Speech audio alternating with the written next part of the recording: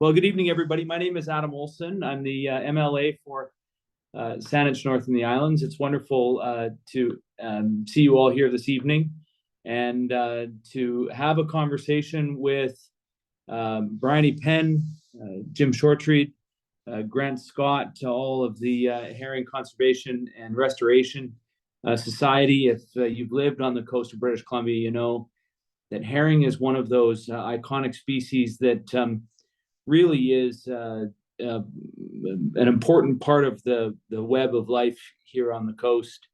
The favorite meal of many of our relatives in the Salish Sea and beyond, and it really is one of those stories in British Columbia that tells you just it is a good descriptor of how we've treated nature and how we've treated the other species that we share this beautiful space on. So we are here. This is, I think, the third or the fourth event, the third or fourth Voices of Saanich that we've had in this run. I think that we'll be taking a break after this, but we will get to this conversation now. Tex is now back. Tex, did you have a couple of things that you wanted to say just about the kind of the technical aspects of the evening, and then we can get into the speakers? You're muted there, my friend. Sorry about that, Adam. I seem to be cutting in and out, so hopefully this stays with me for just a moment. First of all, let me welcome everybody, which you've probably already done. Yep. We're got a great evening lined up, as you will find, on the topic of herring, and what an exciting evening it will be. This is part of an ongoing series of events that we host online, Voices of Saanich, where we feature voices within our community that have important messages and initiatives that we all should know about. It is non-political, and we thank our presenters for joining us this evening. We are on the traditional territory of the Saanich people, and we love and respect being here and sharing it with them. And it's a pleasure to do these events with Adam and the rest of the team, because it does take a team to make these work behind the scenes, in particular Linda Brown. And Adam, with that, I'm going to turn my mic off, hand it over to you, and you can fill in the spots where I probably didn't say something you was hoping I were going to say. I guess the one thing I would say is that questions should be posted within the Q&A, and we will monitor those questions once we've finished the presentations, and we'll draw on those and ask them of our participants. So that's where you will post. Thank you. Yeah, so just a little bit on the structure here. We will be inviting our guests in the one at a time. Initially, they'll do a brief presentation. I will have a brief Q&A with them, a couple of questions. So if you'd like to pose a question to any one of our guests this evening, just make sure that you get your question in advance of that, and I'll do my best to capture that in our conversation. And then once everybody's done, then we'll spend the rest of the time in discussion and with your questions in the Q&A. So the final thing that I'll say is that as Tex mentioned, this is something that the Saanich North in the Islands Green Party constituency, or riding association, I should say, hosts. But this is something that we do in order to talk about our community. So tonight we have got the Herring Conservation and Restoration Society, and so in lieu of buying a ticket or making a donation, making a contribution, we just ask that you find ways to support these wonderful folks doing excellent work on behalf of herring, and that will make us all feel very happy. So with that, I am going to invite Briony Penn to open up our conversation. Wonderful to see you this evening, Briony, and the sunshine is flowing in behind you. And it's nice to actually be here with light at this time of the evening.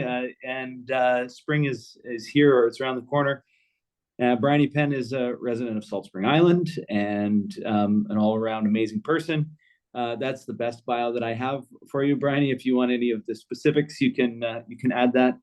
But my understanding is here for the first little bit, you're going to talk about the history of herring on our coast and provide a little bit of the lay the foundation for the rest of the conversation here tonight. And so I'll just throw it over to you and listen with keen interest.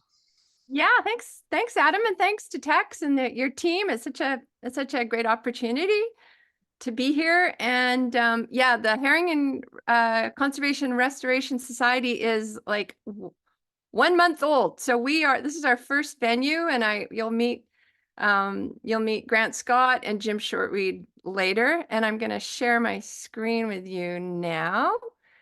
And so I'm hoping you're seeing the full screen. Everyone's seeing that. So yes, it looks good. I describe the organization right now. We're kind of like, sorry, Jim and Grant, but it's kind of like cranky fishermen and cranky Briony at the moment. But we really would love membership from all over the Salish Sea. And we've got wonderful fishery scientist, Vanessa McMartin, who's going to be joining us, and Matthew Van Oosterdam, who's over in doing wonderful work with Squamish kids, bringing back the herring with elders and trying to restore that population. So we're building up 1 month in, and I'm going to just give you a really kind of quick little introduction to sort of why I got hooked for life, and why many of you probably listening might be already hooked because of this incredible sort of like abundance that the herring have brought in past years, and we'd like to bring back. So just as a quickie, the savetheherring.org is our new website. We're just started, so we've just got a landing page, but you can find more about us there. And we are accepting donations so we can get more on the website done. Okay, so I'm going to start. This is Saanich. So this is Salt Spring Island.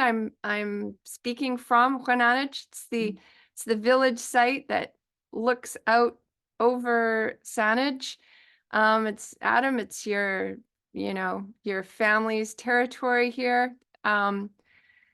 And this is a photograph taken by one of my great grandparents, and looking out into probably what was one of the most abundant herring spawning sites around the Southern Gulf Islands. And here is like the reserve that was created 1890. Was probably one of the reasons was because it was such a big herring site. And this is the Joseph family from Saanich. And yes, that is a woolly dog. And just to speak to the fact that this site has for thousands of years had a regular continuous herring spawn. It was the Saanich herring spawn. And then my ancestors arrived. This is my great grandparents and grandmothers and cousins and things, great cousins. So what ensued was really a crazy, and I'm gonna just flash to this picture, a crazy industrial era, 100 years of increasingly sophisticated technological boats that went after these populations virtually all year round. Not only did they go after the spawning populations, but they went after the winter bait fisheries. And we'll talk a little bit more about it. And basically pushed these populations and are pushing them to the brink. So the reason I got involved, about 1991, the herring population in Fulford had disappeared around the late 80s. Saanich had come in the winter and fished both the Sansom Narrows area and Fulford, and we never had a herring spawn after that. And so I've been kind of writing and trying to raise awareness about this, as many have been for decades. And the source of the problem, this is a little clip from the Colonist back in, about 1890, I guess, and I'll just read it. Of one thing we're certain, that the herring fishery would find profitable employment for hundreds of our population. Our shores are swarming with them. Well, our shores aren't swarming with them anymore. And I'm just going to show you this. This is a beautiful example of taking the data from DFO and visualizing it and showing you what's actually happening to our resident populations of herring. And you'll notice these blue dots are disappearing. Every one of those blue dots was a long, continuous resident herring population that was, tended and stewarded by different villages over the millennia. And over the last 100 years, they've all disappeared. So I'll just show it to you one more time. You'll just see these blue dots disappearing.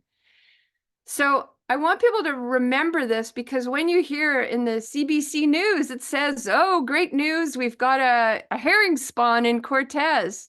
It's like, well, we should have had a herring spawn every single year at Cortez, and we should have had one in the Gorge, and one in Fulford, and one in Ganges, and one at Sliammon, and one at Chemainus, and so on. The blue ones that are remaining are the ones that are left in terms of more recent times. Okay, so we're getting the idea that there is kind of different types of populations. There's resident populations, and then there's the kind of bigger migratory population. And I'm going to leave those questions for later, but this is another graph just to show people that the blue line, which is the catch, has always differed from the red line, which is the estimates. And in the past, the Department of Fisheries and Oceans did recognize resident herring. This is straight out of one of their documents back in 1990. But since then, the current management approach is just to say, well, the whole of the Strait of Georgia is one population, and we're going to measure it in biomass, and we're going to apply these formulas for what constitutes what we call a maximum sustained yield, and then we'll just adjust that over time. That's the current management approach. Okay, in 2015, the Ocean Modeling Forum, a whole bunch of very highly esteemed international fishery scientists came together to look at the problems of Pacific herring and said, we are not managing this herring fishery very well. And you can go and see the results at the oceanmodelingforum.org. One of the things that they know is herring migration. There's a lot we don't know, but a lot that we know is from traditional knowledge and elders, people like Dave Elliott, John Elliott, and Charles Elliott, learning from their dad, Dave Elliott, that there's learned migration routes, that there is a whole culture around herring that is very similar to human cultures, and that young herring follow their elders. So Dr. Dan Okimoto, who is one of the key scientists, have said, in the past, people have said that, our provincial herring populations are exceptionally well managed. But that's not true when you look at the spatial scale. And that's when we start talking about local populations, where every local population matters. And it matters not only to the diversity of herring and the long term sustainability of herring, but it matters to the people that rely on it. And right now, we haven't aligned our management with the herring biology. And these are at the big height, we had a lot of seiners pulling these herring out before they go into spawn. And you'll see from Grant and Jim's talk that those fishery is just a long slide down. We haven't considered ecosystem needs for herring, and this is another finding from the Ocean Modeling Forum. Everything lives on herring. And there's some fabulous materials now. The Shemanis have done a beautiful film just on this relationship of everything is dependent on herring. And it's not just how many fish. These are not biomass. These are fish. These are beautiful, vibrant, Pacific herring. And it matters not how many there are, but where they are and where they come in the cycle. Are they early spawners? Are they late spawners? All of these things are also affect the ecosystem itself, because the timing of the herring larva also affects the feeding of the chinook, the seasonal seabird diet. So everything is reliant on this diversity of populations and the diversity of locations. So just to finish, we are finally listening to traditional knowledge keepers, and this was the issuing from Saanich. The Eric Pelkey is the hereditary chief of Saanich, which I overlook, and I'm grateful for Eric's leadership on this. And the Saanich led, and the Saanich Leadership Council led on the Chlik Tslanet, Let the Herring Live Forum, where it reinforced all of these principles. Okay, that was a quick, and hopefully is going to raise lots of questions for you. Well, it's a sad story. It's a sad story. It's not a nice story about the coast, and the way that we have, like I, in the lead in, I said, this story is going to give you an indication of how we've treated the, even if we just wanted to view it as biomass, as resources, those herring just being there for humans to harvest, if that, which clearly in your presentation they're not. They are an incredibly important food source for the whole coast. I can't believe the lack of seabirds that are in Saanich Inlet, for an example. And, I remember whenever there was a storm coming, the seagulls would just flock off of the Saanich Inlet and go and hang out up at the farmers' fields, giving themselves some reprieve. So I can't help but think that that's a huge part of the collapsing ecosystems of other species around as well, and birds and chinook, clearly a key food source for them. The question from Mina Lee Johnson here is about the CBC story. So maybe we can just focus on that. What is what's your sense of, are they just trying to tell a story that is more positive than the reality that we're facing right now? Well, I think Tex and Grant can touch on this, but I'll just give you my quick impression, which is I think people do need good news stories, and there are actually some good news stories, and I want to really pay tribute to all the people working in small communities to try and bring back the herring, because it's not just the fishery that's hammering these populations. It's fish farms, it's habitat loss, it's all these things that we know. And so the work that's being done to improve habitat, for example, is going to set the ground for a restoration. I think that the pulling out of the fish farms in the discovery groups could be one of the reasons why they might be coming back to the Cortez and Discovery Group area. There are some reasons to be hopeful, because we've got some fisheries spawning events going on the West Coast where there haven't been for a long time.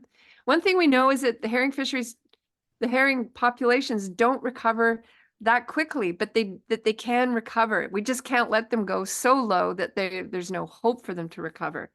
And so what we're trying to do with the Herring Conservation and Restoration Society is to say, let's stop the fishery now. A moratorium, no more. Let the populations recover, and let's really do a restoration plan that honors and provides a livelihood for all of these communities, from Chemanis to Haida Gwaii. People are dying to get out there.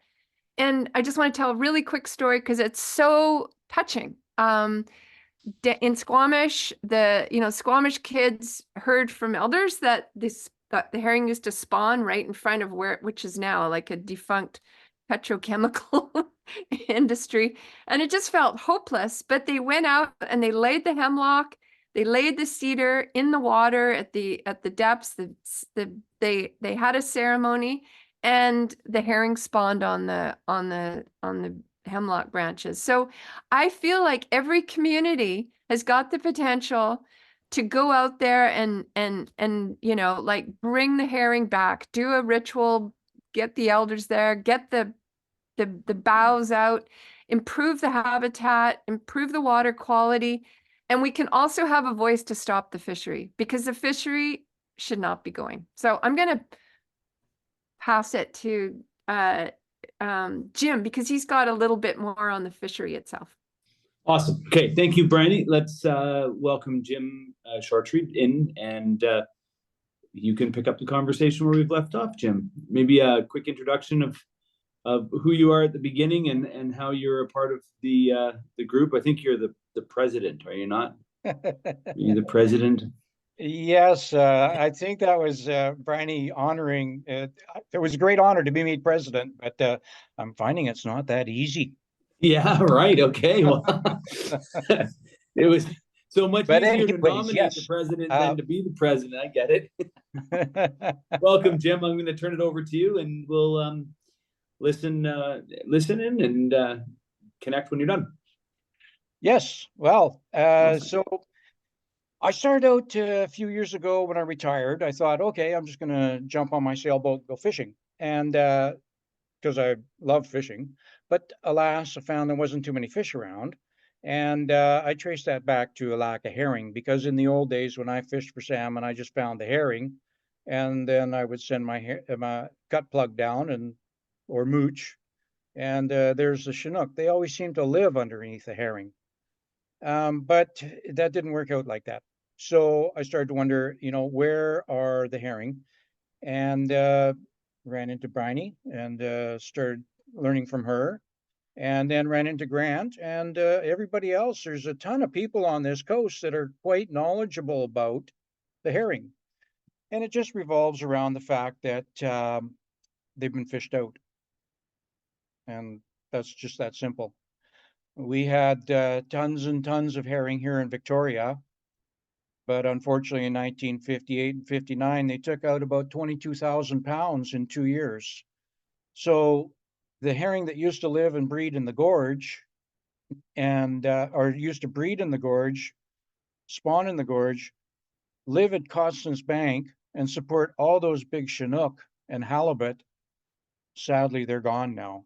And so to get them back, the only real way is to start to stop the fishing. Anyways, I do have, I'm going to share my screen now, and I'm going to go right to here. And hopefully, did I get that right?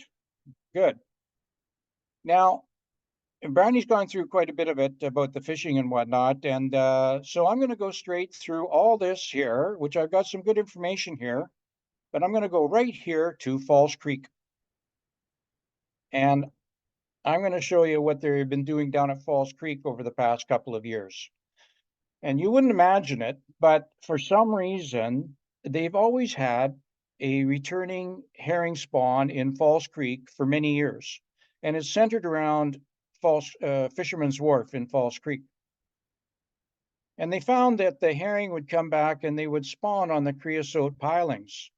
Now, unfortunately, the creosote was killing the eggs.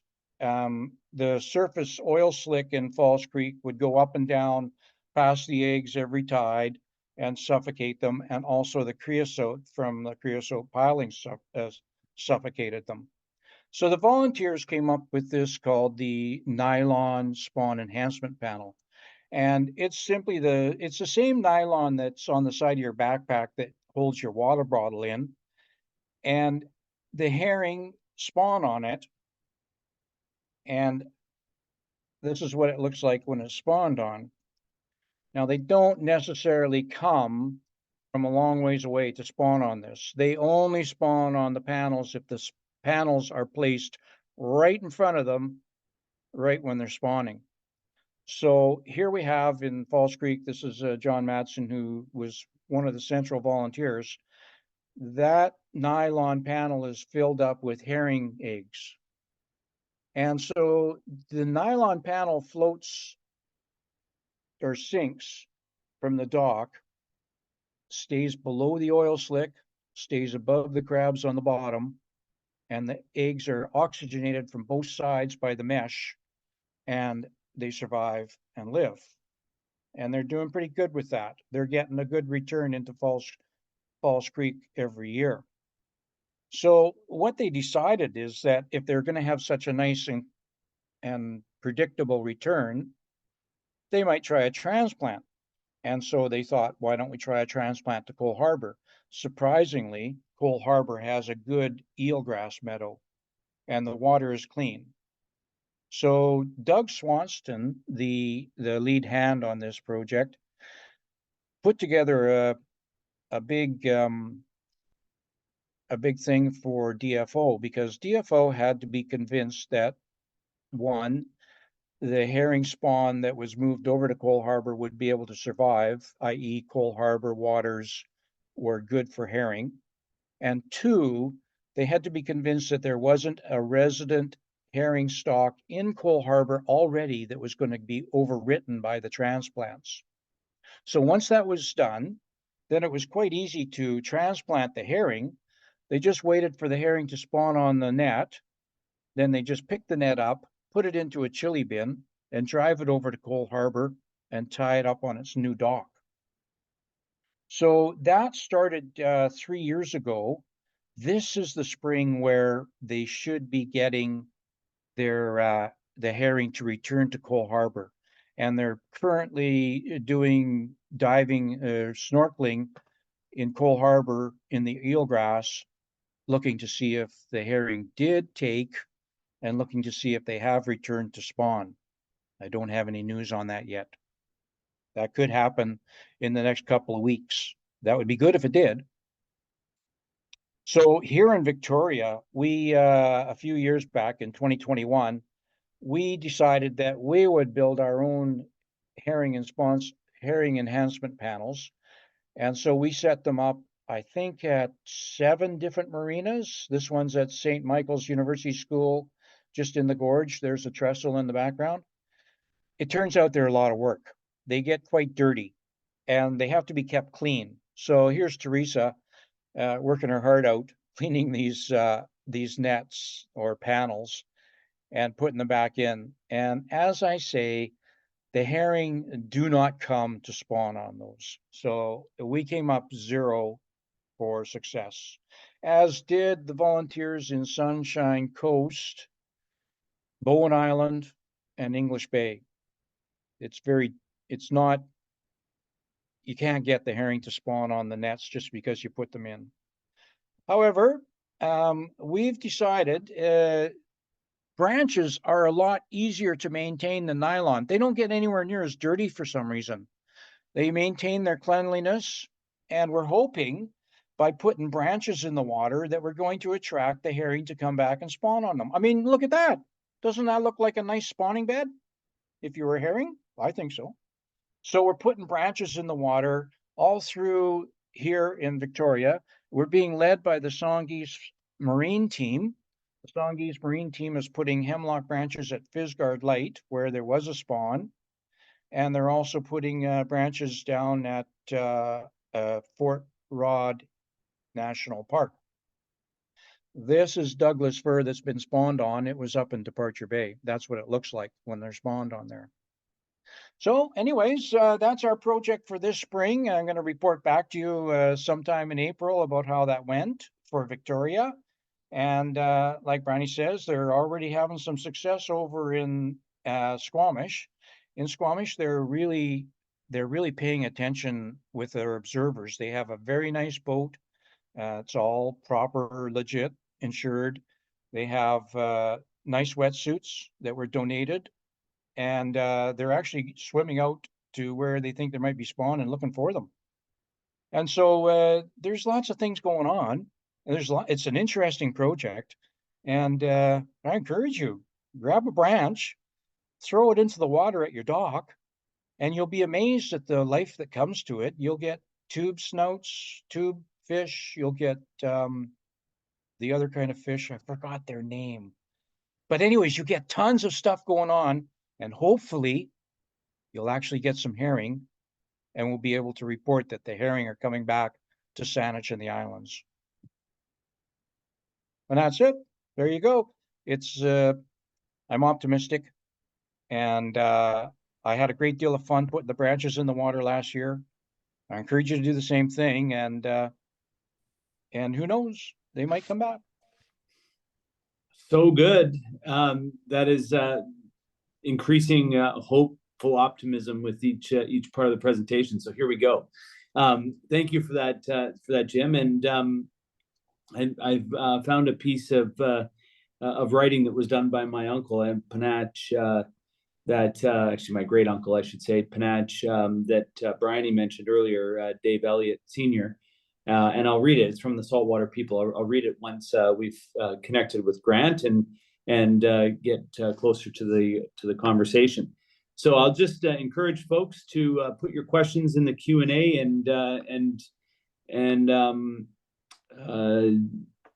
we will get to those questions as we have this conversation.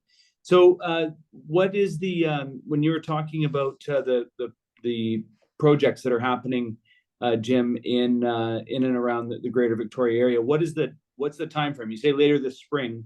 When does the herring spawn? What is the window that happens in, and when can we expect the spawn to be over and them to have moved on? Well, we did get a spawn in Esquimalt 2 years ago, and it happened at the end of March. So that seems to be the time frame for Victoria. Traditionally, over the years, DFO recorded around the end of March in Victoria.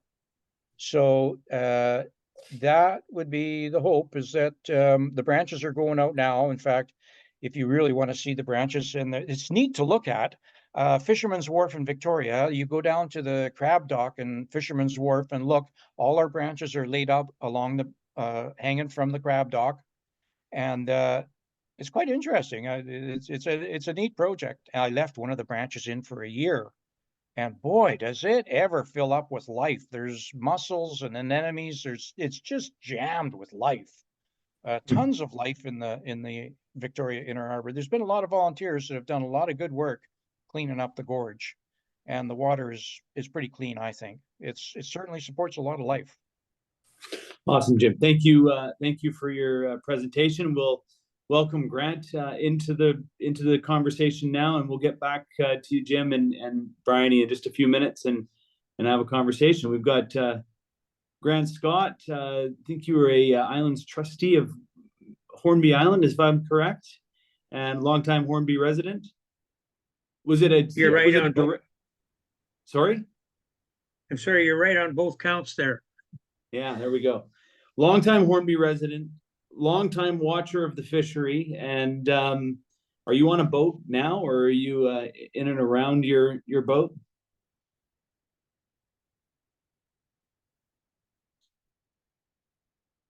Lambert Channel, Denman and Vancouver Island.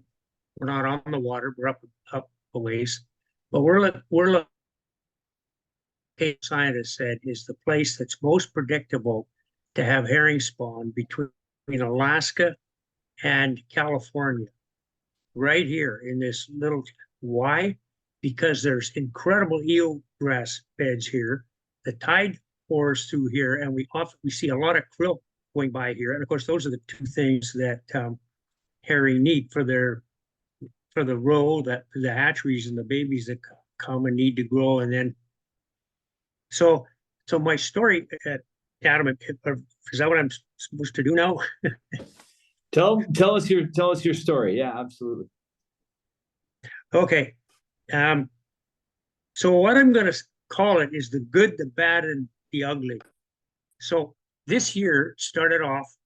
Let me talk about the good. The good that's happened. Looking at all the statistics coming out of DFO, Their test boats have been out there for the last month. All the numbers, looking at the integrated fisheries management plans and all that stuff you get from DFO. There's actually been spawns in areas that have not had them in a long time. And Briony's map there of the Strait of Georgia that showed all the dots, there's actually some dots that had spawned this year, but there haven't been spawns in a very long time. So that's really the good part of the story. And there's actually spawns to the south. South of one of the largest test areas was actually just north of Nanaimo. There was 30,000 tons, maybe not quite that much, but 20 some odd thousand tons tested there quite recently. So that's a very, very large test number. And so there hasn't been fish there in a few years. So, and also there's some down south of Dodge Narrows, which is that narrow strip of water. So going down towards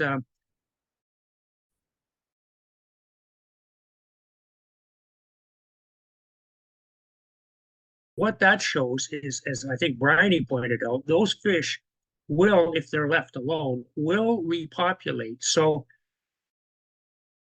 down in the gorge, and there's some come, and they can come from up here and move down that way.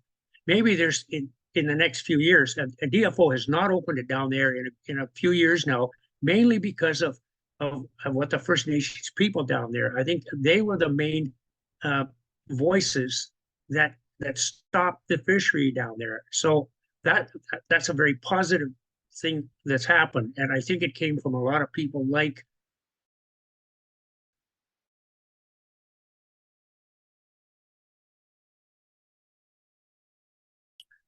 the bad in this is that, as Briony pointed out, is that the fishery over the last 10 years really and before has shown a rapid decline in the Strait of Georgia, and it's gone from there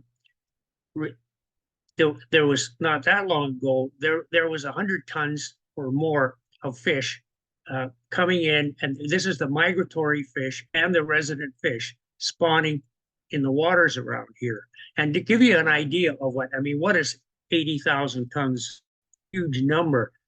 It means a fully loaded BC ferries, one of the big ones from Nanaimo over to Horseshoe Bay or from to Victoria ferries, is about 25,000 tons when it's fully loaded with people, cars, fuel, and water.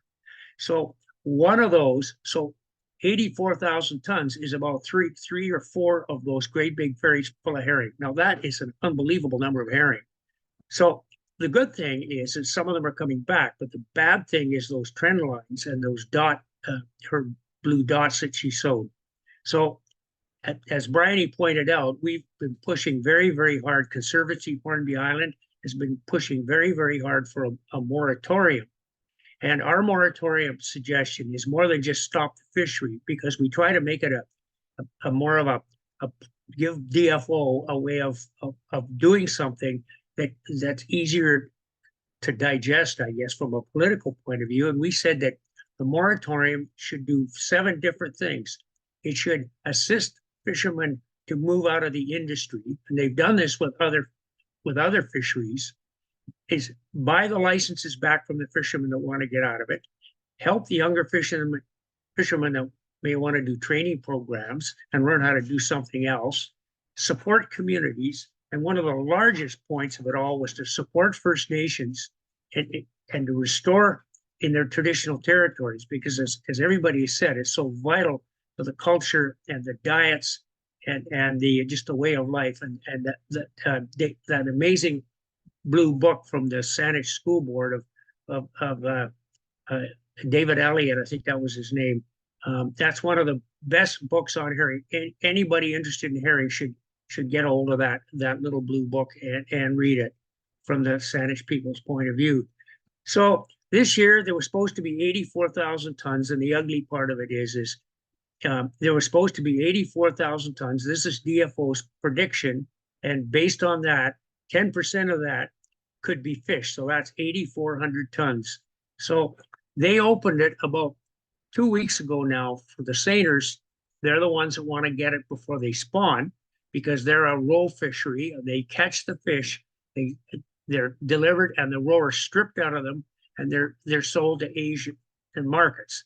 The rest of the fish, which comprises about 80% of the biomass of those fish, is ground up into fish farm food, pet food, and other uses, which ironically is illegal to catch fish in Canada and under the Fisheries Act and use it for anything other than food. So there's an interesting little wrinkle there. We often thought of taking the DFO to court, but you know what that's like, trying to take a government to court. You better have a lot of money. So anyway, this year we didn't see any fish for such a long time. It looked like this was going to be a collapse of the fishery, but in the last few days, there's been quite a number have shown up in some good spots. And right as we speak now, the gillnet fishery is happening off of Qualicum Beach, and there must be quite a body of fish. They're not allowing the fishery to go down into those fish down, as I said, the 20,000 tons out off near Nanaimo there. So, you know, you don't want to leave a bad picture, but there are fish out here now. Sadly, there's not much between here and Lambert Channel, but there has been fish. We were out this afternoon, went fishing. Fortunately, caught a couple of spring salmon, which is nice. But there are herring around Hornby now, and there's more along the coast. And the next few days is really going to tell the story. So, Adam and everybody, I'll just leave the story there, and maybe there'll be some questions. Thank you. Well, thank you so much, Grant. Thank you for giving us a sense of what's happening. And you mentioned Dave Elliott, Senior Panach, is my great uncle. You mentioned his book, and I was going to just read the passage. It's not too long, but it is, I think, as you mentioned, very descriptive of what the Saanich and in particular, you know, the villages around the Saanich Peninsula would how they would interact with the herring. And I think that it provides another view of that historical relationship. So perhaps I'll just read it now, and then we'll invite Jim and Briony back, and we'll have a conversation for the last half hour, 45 minutes here that we have left. How does that sound? Sounds great. Thank you.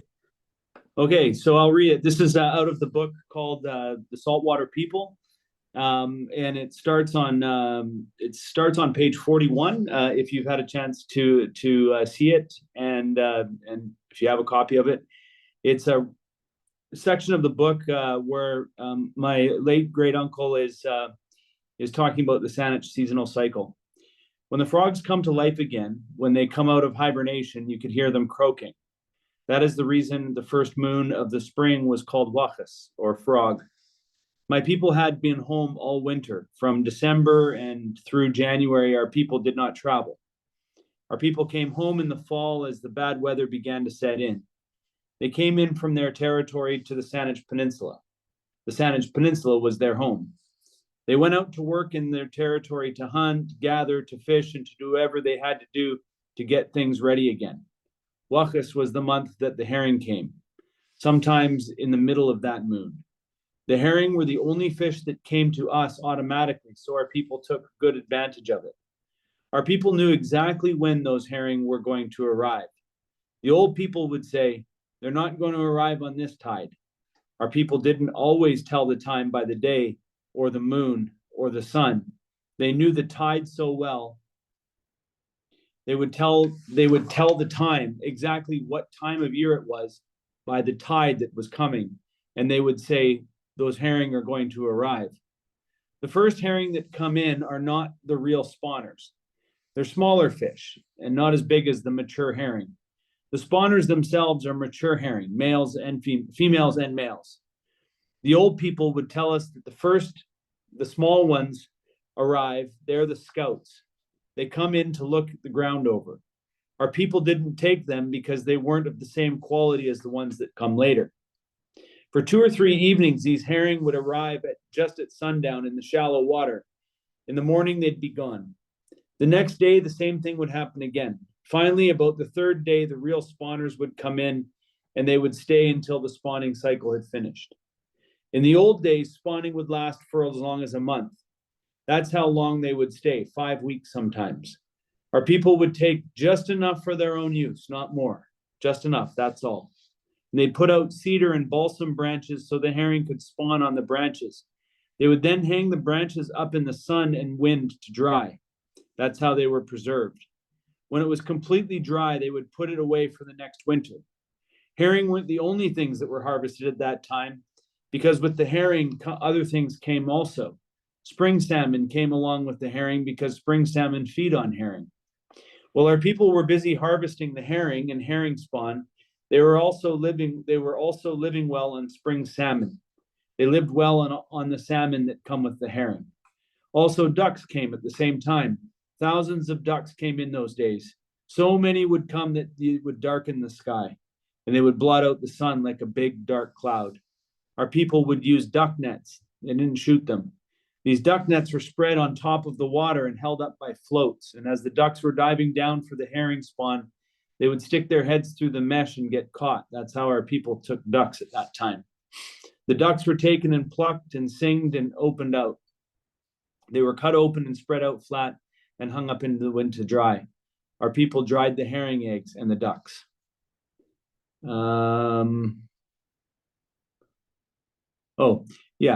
They put away the feathers for future use. The next winter, they would have lots of time when they could work on the materials they had been put away. They had the time to be at home again when the weather was bad again. It was the beginning of a busy season, and they took the herring themselves and made 3 kinds of smoked herring. They made kippers, which is the gutted herring smoked. They preserved them boneless, where the backbone and other bones were removed from the herring. And there was another kind where the whole fish was put away, hung up to smoke. They smoked the herring in 3 different ways. And that's where he moves on to talk about a whole host of other activities that we undertook as Saanich people. Finally, I would just like to say, and welcoming Grant and Jim and Briony back into the conversation here, we can have a good chat. We've got some time left here. I've shared in the chat a video that was created by a filmmaker with the Lekwungen speaking people, and the word Lekwungen, and we hear it a lot here in the capital region because oftentimes when we're in the legislature, people will acknowledge the Lekwungen speaking people that are here. Well, Lekwungen is the word for the place of herring. And there's a video that I've shared in the chat that you can look at. I haven't seen the video, but it is something that when our relatives from Songhees and Esquimalt come and do the opening, they often talk about how the village right here where the legislature is situated is actually built right on top of a village site that where they smoked and prepared herring. So just yet another, I think, indicator of how important herring was to our and is to our coast. So welcome back. Maybe what I'll do is I'll just kind of throw it open. You've each had an opportunity to hear each other. Is there anything that you'd like to say in addition to what you've already said now that you've kind of introduced your topics? And is there anything else that you'd like to add? We will start with. Can I just show this? Adam? Yeah, that's the book I was reading from right there. Yeah. Yeah. If you're really interested in herring, you really have to get a hold of this book. Now, I don't know, but it was put out by School District 63 in Saanich, right? Yeah. So it's just a beautiful book. And if about the saltwater peoples by Dave Elliott, you can see the picture of Dave. He's, you look at that face there. I mean, if that isn't a kind, yeah. Did you know him, Adam? Yeah. Yeah. Yeah, of course. I was a young guy. Both he and my grandfather Ernie were contemporaries with each other, and they both worked on the language at University of Victoria. Both were fabulous storytellers, and I would say that for both the Elliott family and the Olson family, we lost our grandfathers far too early, and in fact, our grandmothers, Grandma Laura, Sequat, and my Auntie B, Beatrice, who is Dave Elliott's wife, Hualthemia. They outlived my grandfather and my great uncle for many years, decades after. So we were quite lucky to have them, but definitely we lost Ernie and Dave and many from that generation far too soon. But that's a beautiful book, and that's the passage that I read from it. And there's Briony. Well, I just wanted to share two resources. Dana Lipovsky at SFU collected accounts from elders all the way up the coast, and she put together their like videos of them talking, and like literally from, I think it's Oregon all the way up to Alaska. And her website's called Herring School, and she's just been a great advocate for the voices of the coast. So I'd really recommend, if anyone wants to learn anything about herring, go to the Herring School, SFU, Dana Lipovsky, and I'll put that in the, and Dana also was part of, the people that contributed to this.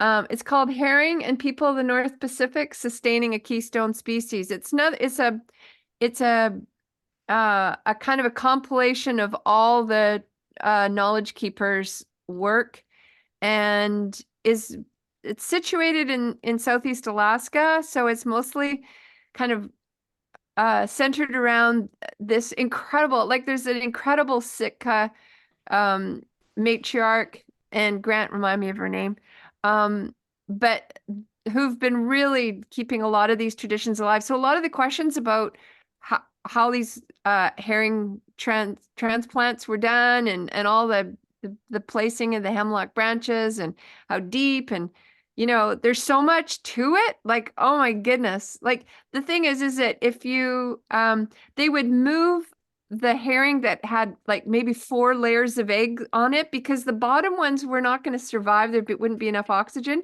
so they'd move the branches with too many eggs on them and shake them off, and then those would be the ones that they would move, because they had the least chance of surviving, but there might be a chance of the outside ones. So they're like the little details about which branches and what to transfer and how to do it, and it's all in here.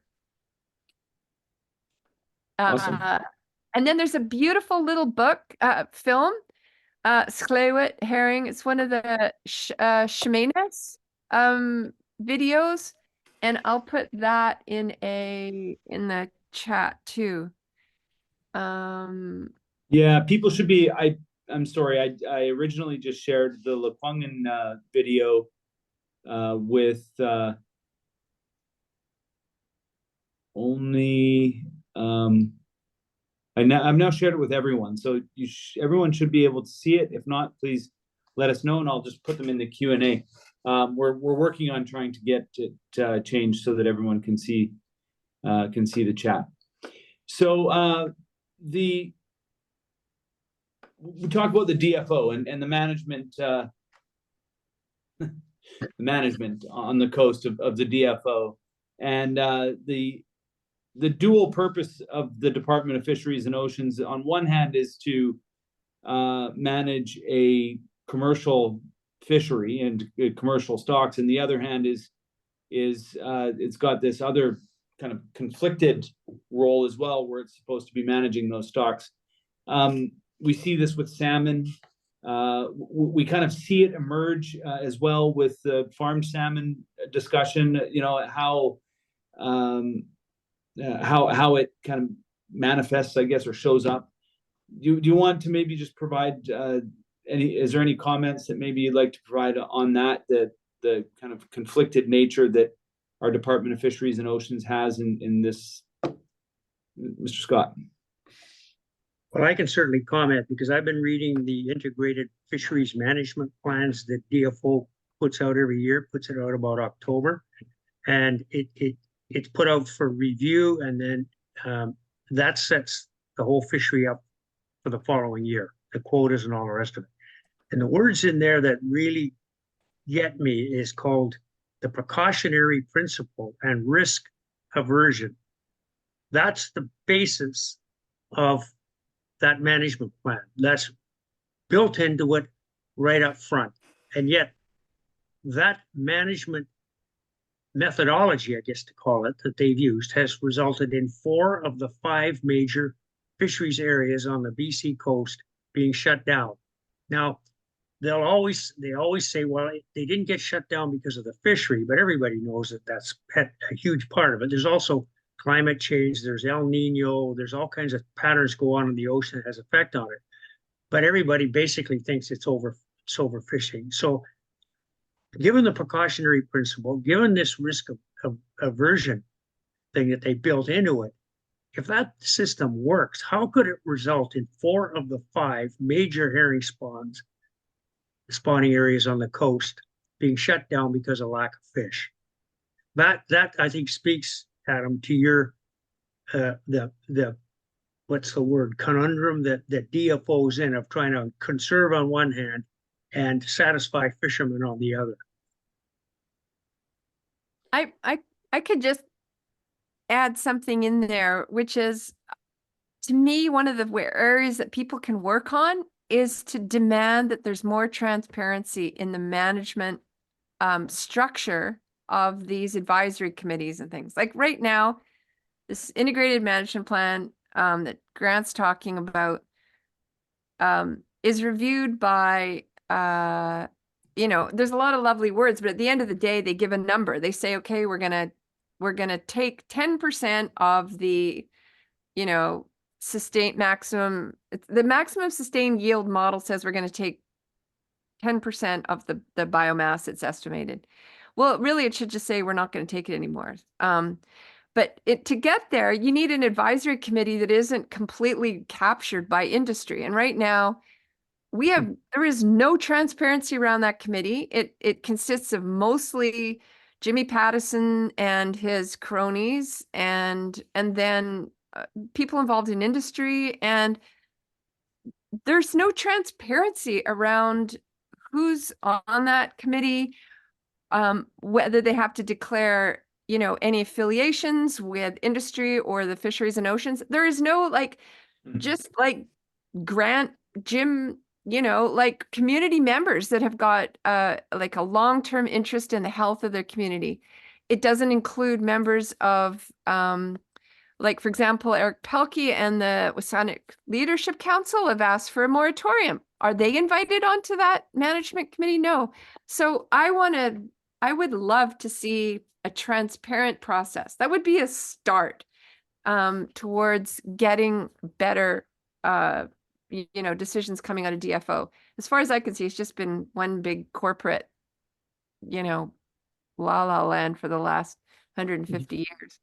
So the province has a seat on that, I believe, and we were advocating from our office that the provincial government use its seat at the table to be requiring a level of transparency, a level of accountability. We did get, I think it was a fairly positive response back from the province that they had received, and that they would be going, and I think they acknowledged that they'd be going and sitting at that table, and that that the herring fishery was perhaps I'll, once I stop talking, go and pick up, see if I can find that letter and exactly get the exact language. But it was quite they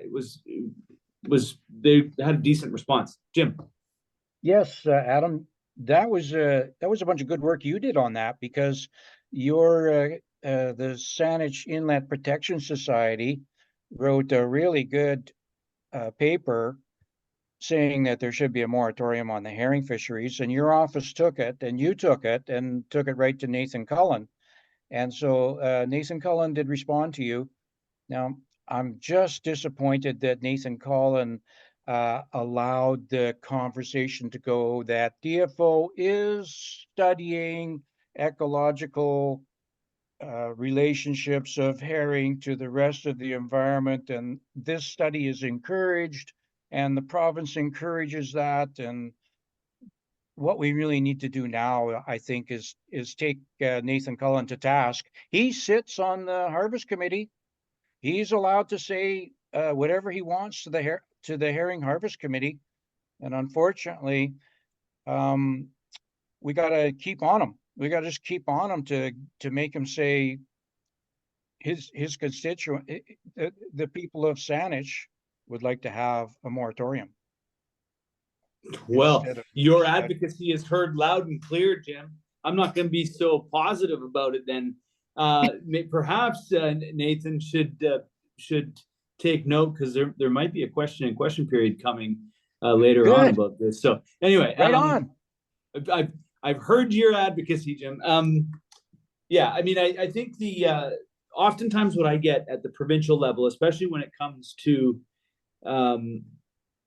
fish that are and federal regulations, is yes, we'll bring it to them, but ultimately they make the decision, right? So that is often the context and the frame. So anyway, we have to stop them from doing that. They're sneaking out. The province is sneaking out the back door by saying, oh, it's a federal thing. Gotcha. And we can't really do anything. But the province is responsible for all the people that live in BC, and those are the people that are asking for the herring to come back.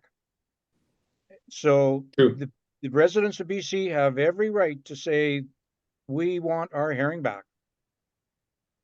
Awesome.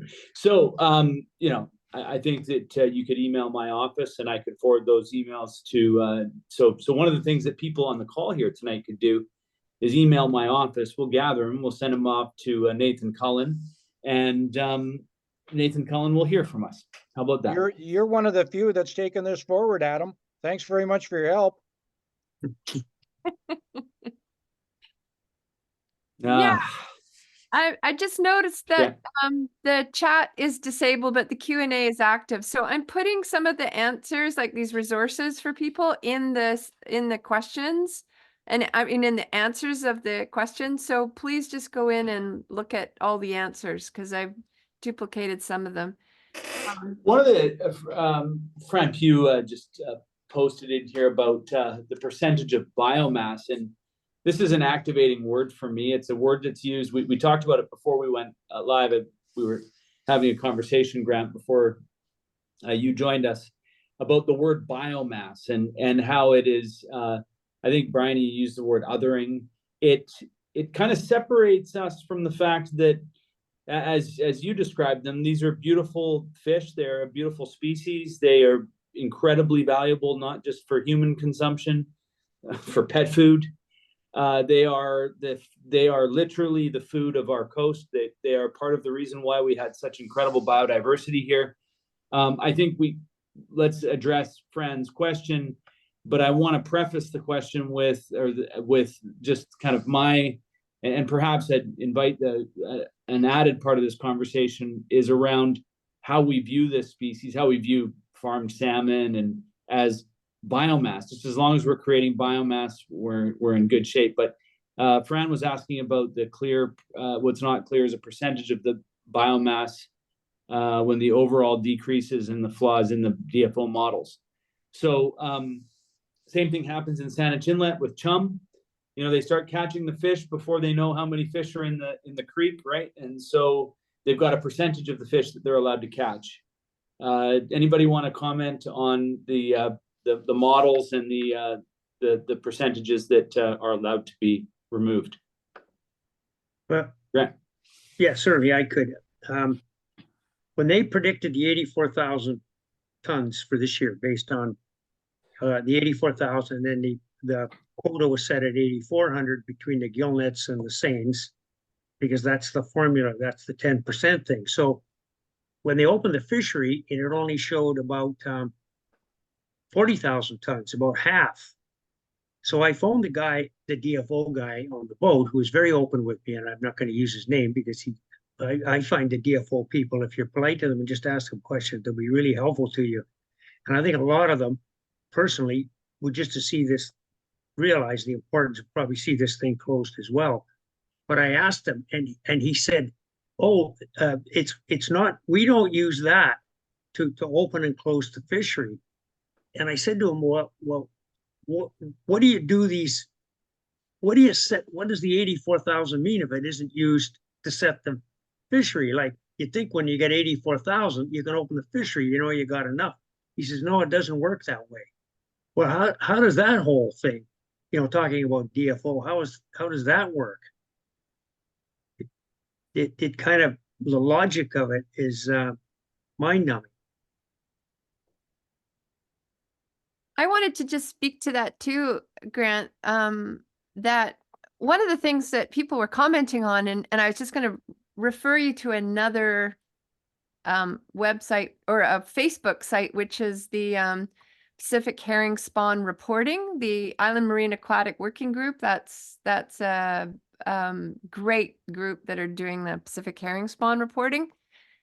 But one of the comments anecdotal comments that we hear all the time, like you talk to anyone in fisheries, old fishermen like Grant and sorry, Grant, just characterize you as an old fisherman, but anyway, was that so one of the things that was happening is that a lot of the fish were being caught before any had spawned in around Hornby and Denman and Bain Sound, and people were saying, well, why are they catching fish before they've even spawned? Like, isn't that a big disruption? Shouldn't there be some that are allowed to go and spawn before you catch the remaining ones? Apparently that was policy at one stage. And then Ottawa said, no, we're going to remove that protocol. So there's a lot of these anecdotal accounts. It would be great to actually do an environmental history of the mismanagement of the herring fishery, because it would start to look a lot like the cod fishery, where there was stupid mistakes made for political reasons. And Adam, you'll know well how that all happens. So I just wanted to mention that one, because that one's quite there's actually people that we could be capturing this environmental history and who would point to some really seriously bad protocols. Yeah, I remember doing having a conversation a while back about we were talking about salmon, but it was a guy that fished on the coast, and I think he fished in Gold River, and he described Gold River back in the decades ago. He says it when the herring fishery was on Gold River, he said, turned into like Vegas. He said there were people there, there were bright lights, there was money everywhere, you know, the bars were open. He said there was more action in Gold River when the herring was on than in Vegas, was I think how he described it. And he, you know, I don't think that he described it too friendly either. He says that even the biker gangs were, everybody was there making the money off of the herring, and that really is, you know, they just really harvesting at an unsustainable rate right from the very, very beginning. Jim, you had your hand up as well on this topic. Biomass, yes. Biomass is used by DFO science and management in a way that the normal person like myself can't understand. I don't know how they come up with those figures. They got algorithms and differential calculus, and it's to me, it's not real science. In fact, DFO science themselves have published that there are just too many factors of uncertainties of herring to make the science accurate. And so they can't even make their own biomass estimates accurate. For instance, Haida Gwaii, they estimated 14,000 tons would return in 2023. And 1,584 tons, about 12% showed up. What kind of a calculation accuracy is that? There's none there. And I don't know, it really ticks me off that they won't use miles of spawn, because they used to. They used to say the herring spawned X number of miles. In fact, in 2015, they recorded 75 miles of spawn. Last year was the lowest ever recorded, which no, did I say they recorded 75 miles in 2015? But last year the lowest ever was only 25 miles of spawn. But they won't accept that. DFO science won't accept miles of spawn as a measure of herring. I don't know why. It disappoints me because I can understand it. I can't understand their biomass. So I have the honor of working with Sonia First Snow. She's a historian, and like Middle Ages kind of just like long time ago historian, but she brings the historical perspective into the conversations that we have, which I don't know how much, I don't know where else that happens in this building, but anyway, despite it's steeped in all the history, the decisions that we make are not really informed by the history. She was reading the book, and brought it into the caucus meeting. This is a BC Green caucus meeting. So she brings in the book about Richard Blanchard, the first governor of British Columbia, into our caucus meeting, and she's been reading this book, and it's a brand new. I think it was just published in November of 2023, and she starts to read a passage out of it that, and I'll just paraphrase it because I don't have the book here, but when Richard Blanchard showed up, the Hudson's Bay Company had already got their hooks in deep here on Vancouver Island, Vancouver's Island, and so the Crown granted the company, the corporation, the title to then start to colonize the lands, to settle the lands. That was the direction. They gave them that direction 10 years, and when Blanchard showed up on his boat, he quickly found out that nobody really wanted him here at all. Like, he was unwelcome. It was unwelcome. There wasn't a place for him to sleep. That he was basically told there was no house for the governor. There was no horse for him. Basically, Douglas just said you could sleep kind of in the shed out back of my house, but there is no place for you, and there's no horse for you. And so he had to borrow a horse to be able to get around the area to check it out.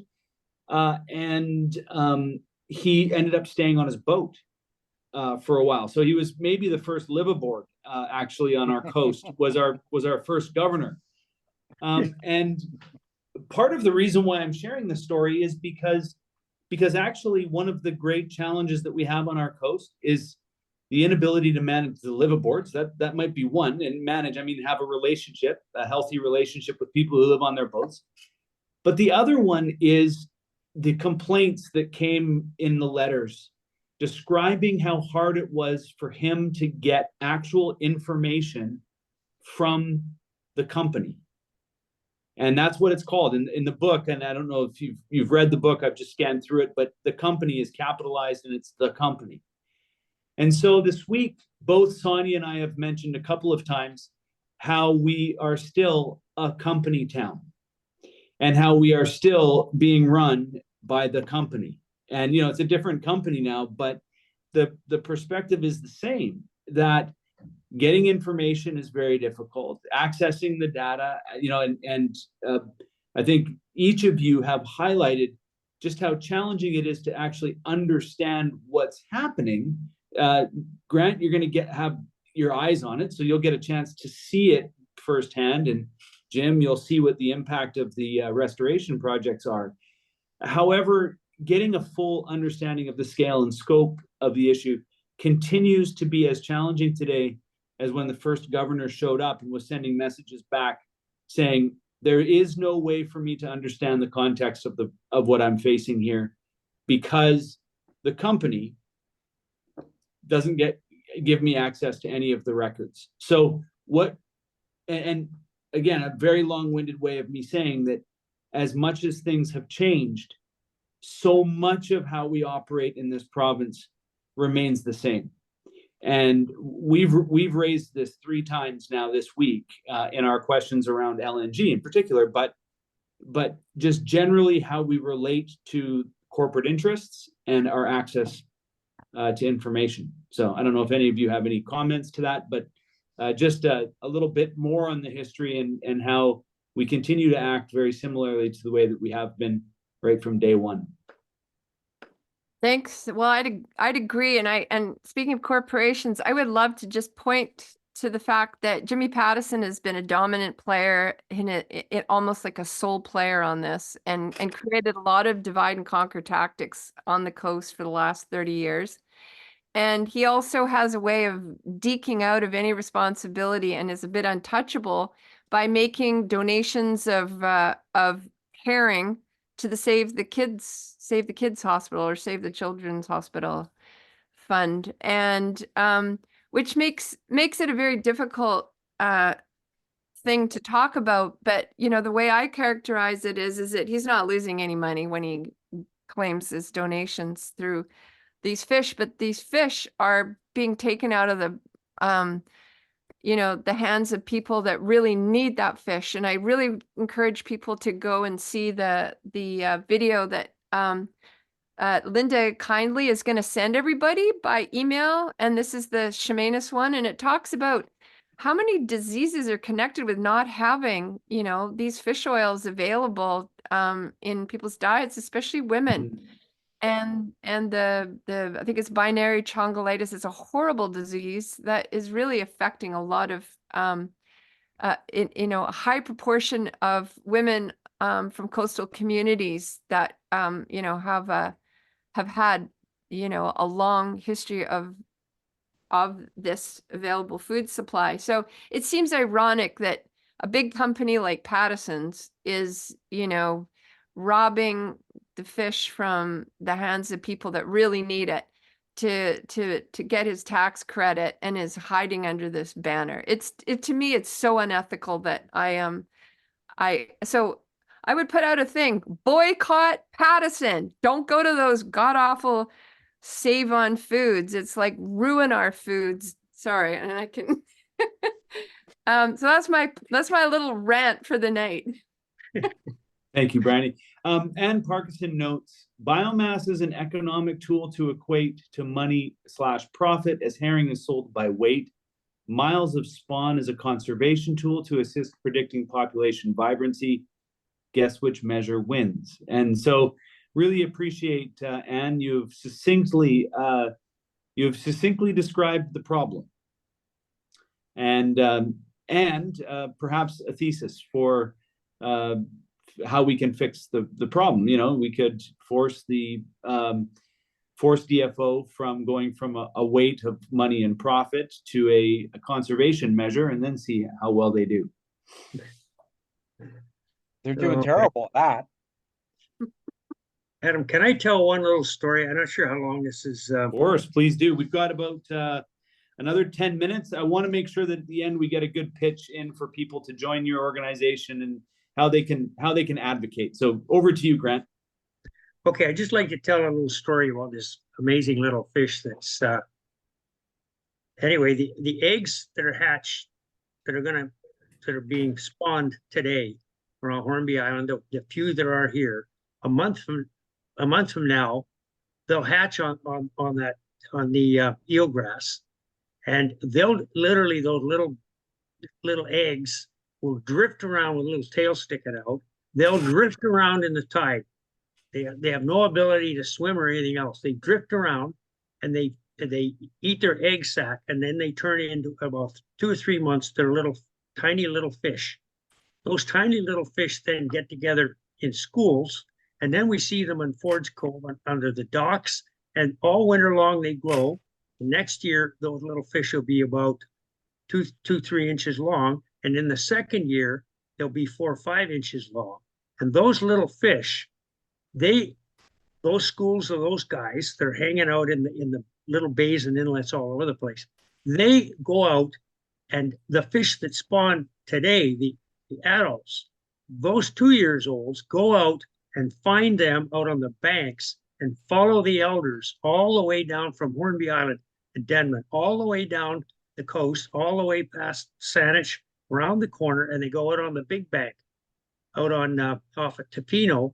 They feed out there for 4 months, And those little 2-year-olds grow up into the adults of 6, 7, 8 inches long, and they come all the way back around here next late winter. They'll come all the way back around here, and those fish will do that 8 or 9 times. And they follow the elders. It's just an amazing story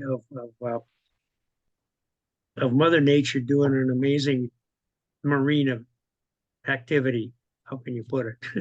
Thank you. Well, and that's what Panach was describing, right? Those juveniles would be sent in to go and check out the beach, and we called them scouts. And then the elders would come in and spawn. What happens after they spawn? What's their? I mean, we know that salmon will die after the spawning cycle. When do the herring spawn multiple times? They do. They can spawn up to 8 or 9 times. Right. And they go out and make that trip. This is an 8-inch fish that makes a 500-kilometer trip there and back twice a year for 8 years. And that, you talked about it earlier. They feed the salmon, the killer whales, the lingcod, the halibut, the birds. Anyway, we made a video of that up here on Hornby Island called the Silver Highway. It's the Silver Highway of those fish going around and around, back and forth. So we're gonna have this, and Eric Pelkey said it. He does the introduction to it. So we're gonna have that out pretty soon, and we'd love to. We'll get it to you down there so you could show folks, and the Herring Conservation Society is going to use that, and I'm sure we'll be having showings of it down there. We've got a number of other really good little videos too, and Briony brought up some. So I think there's a lot of interest and activity around that little silver piece of wonderment. Thank you. Well, thank you so much for that. That provides a context for people, and that gives a whole new sense of awe in following this little fish. Just so you know, Briony, Barb is quite happy with your evening rant. So just wanted to let you know that you got some props there. Thanks, Barb, for commenting. There is just working through here. Well, what I'd say is that the health sick stopped the fishery by boycotting Save on Foods. Good on those health sick warrior matriarchs came and boycotted Save on Foods, and DFO. Whoa, can't stop this. So it does work. So yeah. So maybe we'll just end. We've got just a couple of minutes left. I want to invite everybody to join in, to join your organization in whatever capacity they can, whether it be to make sure that you've got a good, strong board of directors or volunteers, or to help coordinate letter writing campaigns. However it is that you want to build the organization. Perhaps we can just end with a couple of comments about what folks can do to help out the Herring Conservation and Restoration Society. And then I will say a few words about how they can advocate directly to me, and how I will use that to then advocate to Nathan Cullen, or continue it. And then we'll sign off for the night. I'll just end with this, that unfortunately we've had the chat off, and once the event has started, we can't turn it on.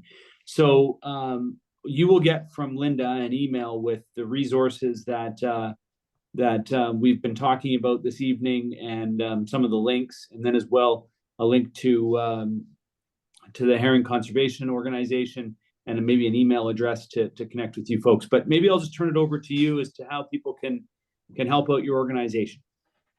well, I'll just jump in here because I'm the treasurer. We're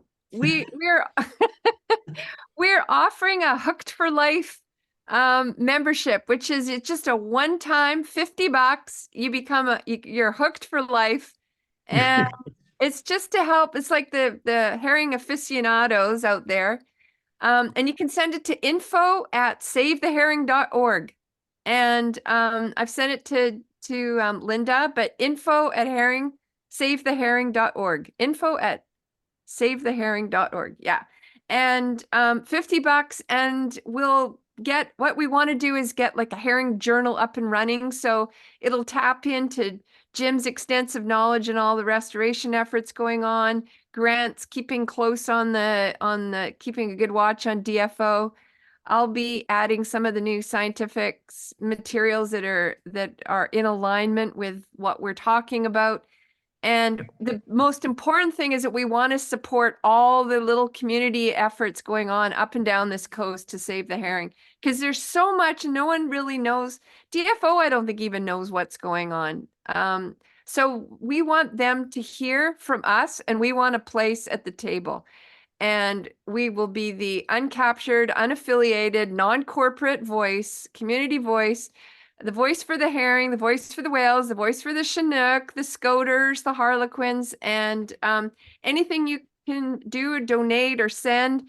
And if you're a group and you want to be a member of a group, it's great, because we want to get groups joining from all over the coast so that we've got a strong voice. It's kind of like the herring union, the herring ball. Thank you. The herring ball. Well, it's been a very enjoyable evening and conversation. It's a tough topic because the coast, the Saanich people, my elders talk about how we're a very wealthy people, and our wealth derived from the fact that we lived in a wealthy territory. One of the most naturally biodiverse areas in all of North America is right here in the Salish Sea.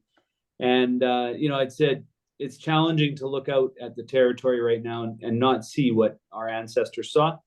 However, I think that people will feel uplifted and optimistic about joining an organization and giving voice and demanding that their governments stop just listening to the company. It's time for us to move on from this kind of colonial mindset that has us tied to whatever the corporation wants, whatever the company wants. We're going to do as a government.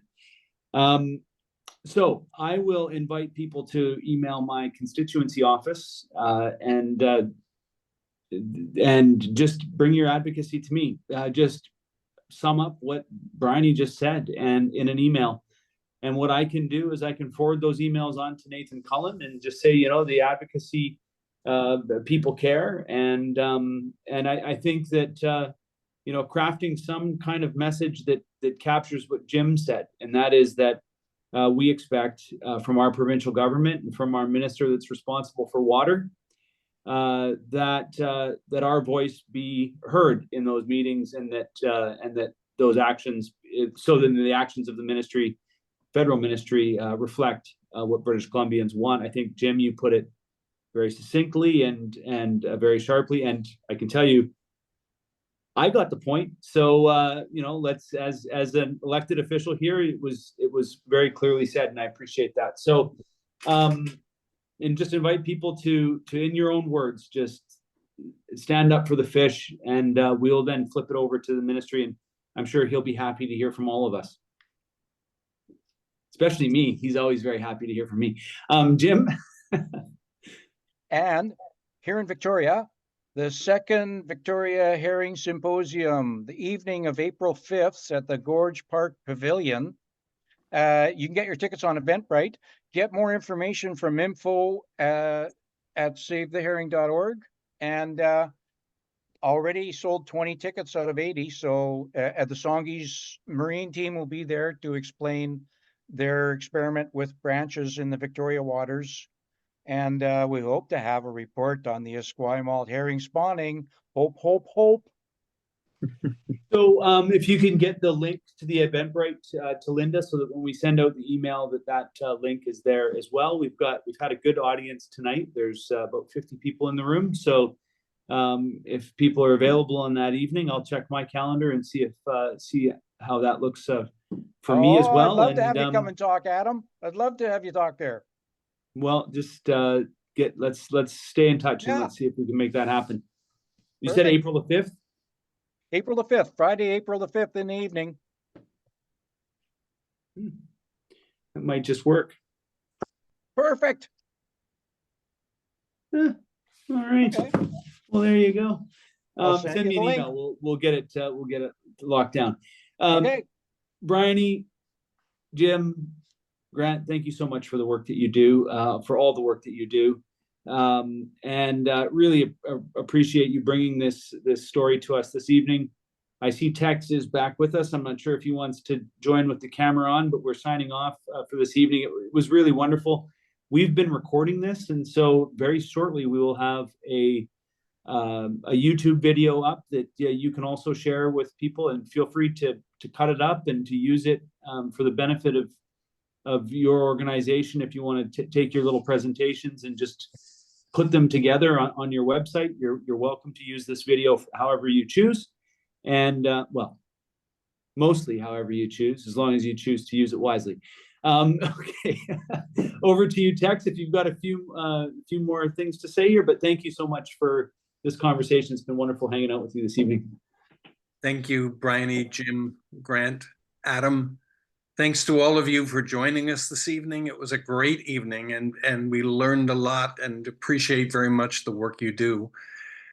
This will sign off our season for Voices of Saanich. There is a risk of an election in the next little while, and we got to get out in our gardens and do things. So we'll see everyone in the fall with Voices of Saanich once again.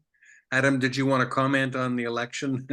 Well, I think, before people get out of here, we're not going to be too political here, but you're going to see my name on a ballot. So I'm just saying, you're going to see my name on a ballot, and that ballot is going to be we're going to have a team. And if you want to join the team, you can do that, and you'll be able to see where to make that happen. We don't need to talk too much about it tonight, but all of that is happening. It's not just a threat, it's a reality. The threat might be that it's early, but it will be at least by October. So I'll be spending the next 6 months or so campaigning and going back to go and try to earn my seat in this beautiful building one more time, at least this time, and we'll just go from there. And if you hear a rumor that I'm running federally, you can just tell people that that's just never happening. So I just have no interest in going to Ottawa. I'm too happy with my commute to Victoria. So Wise man. thank you all very much. Thanks. Good night. Good night. Good night. Good night, and stay in touch. All the best.